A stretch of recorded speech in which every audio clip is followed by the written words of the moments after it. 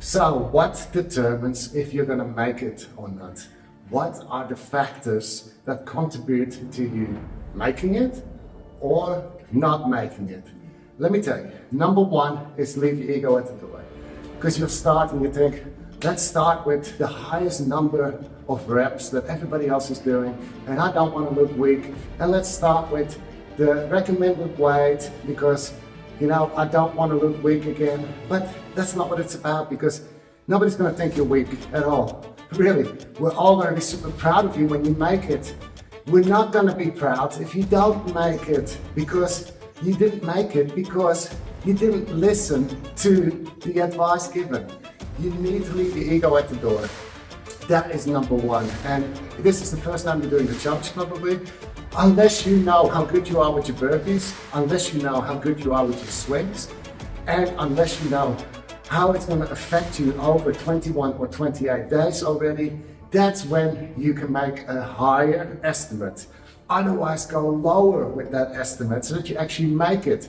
There's always another time to do the challenge. It's more interesting and beneficial to finish the challenge with a lighter weight and less reps than setting a higher goal and not making it. What do you think? Yeah, exactly. That's right.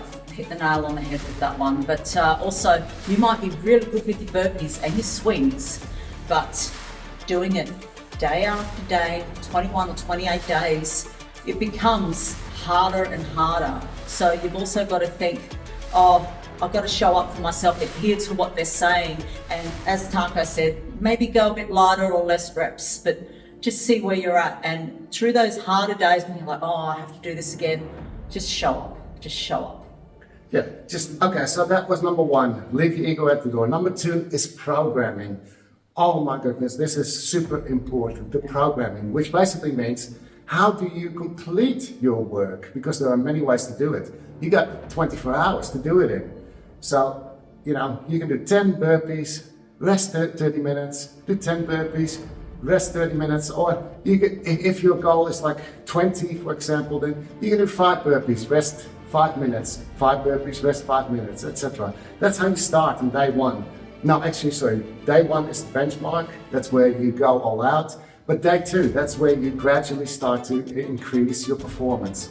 But don't ruin yourself and break yourself down, because if you keep hammering, that comes down to your programming being too rough on you, then your body's going to wear down and you're not going to make it.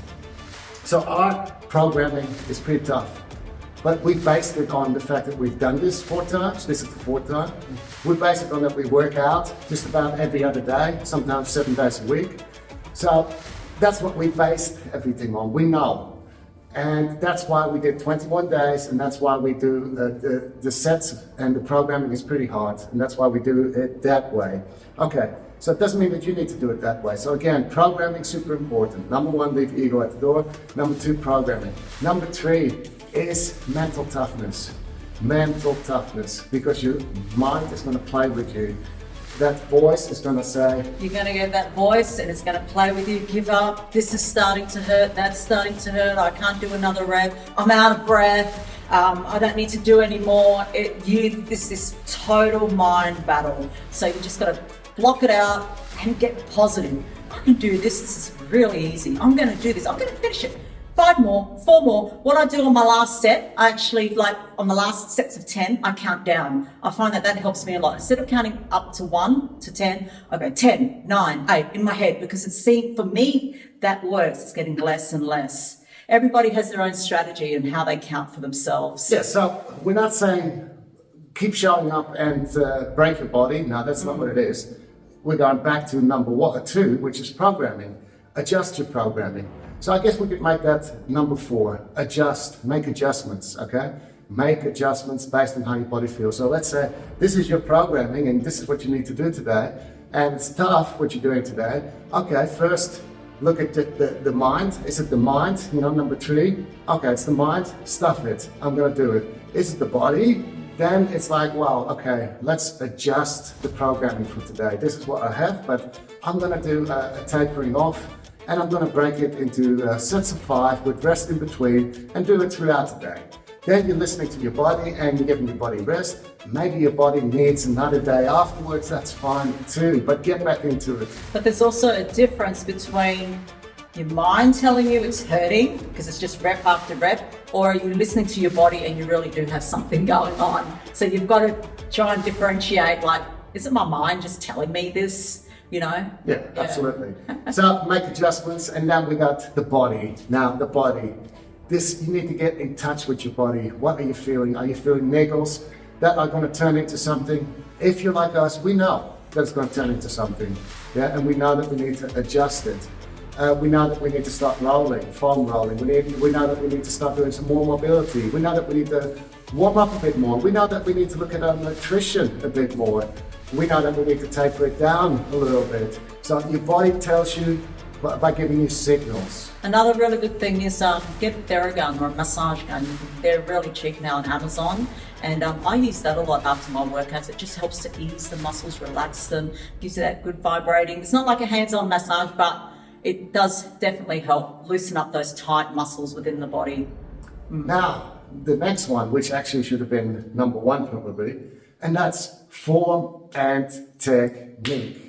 Honestly, you're not going to get anywhere. You are going to ruin yourself no matter what you do. Whether you adhere to all the other points that I've given, if your form and technique is not spot on with high reps and many days of work, then you're going to ruin yourself. Your knees are going to go bang, your hips, your back, maybe your shoulders, something else.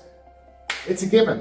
Why? Because if your form is how you align things with the jumping up, going down, standing up, with your swing, etc., rounded back. That's your form. And if that is wrong every time, so for example, with the burpees, I explain the technique, the form and technique, and that very important form and technique. There's a reason for it. If you're not doing it like that and exactly like that, then you are probably going to buckle in your knees or going too wide, and you're going to put pressure on your lower back, and so on. So if your form and technique is right, then every rep should feel comfortable, and you're not going to put pressure on the joints and your ligaments as well, which is what attaches, tendons. Your tendons is what attaches the muscle to the bone. You don't want issues with that either. So if your swing is wrong, you're going to feel it here in your elbow, or maybe your upper back, because you're not engaging the scapula like I recommended in the form and technique. So this is number one, form and technique. That has been a slogan as long as we exist, since 2009. Form and technique first, weight and reps second.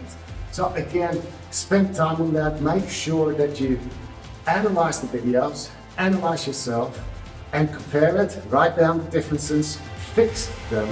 If you don't want to post in the group because you're shy, because you think we'll look down on you, don't do it, but make sure that you fix yourself. But the best thing is you're paying for something and it's included. You're getting access to top-notch coaches.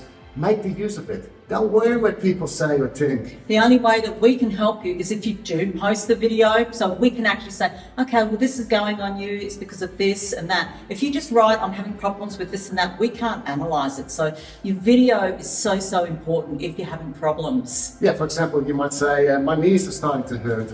Well, it could be so many things, you know, but we can give you some example of what it could be, but it might not be it. So post that video, let us see. And it doesn't matter whether you're wearing your pajamas or your house is a mess. We're working out in the basement. We don't care. Doesn't matter. Hair's not done, makeup's not on, I don't care. It's just about training, you know. That's all that it's about. Form and technique, having fun, progressing, getting somewhere, staying safe, injury-free, longevity, all these things. Now, you got any questions? Make sure that you ask them after you have read everything, because there's also times when people are just like asking the questions that are really obvious and they're already in the first part of the document, which means you haven't read it. You do need to invest a little bit of time in all these things to get it right. So if you choose to just go bang in, you'll probably end up going bang out.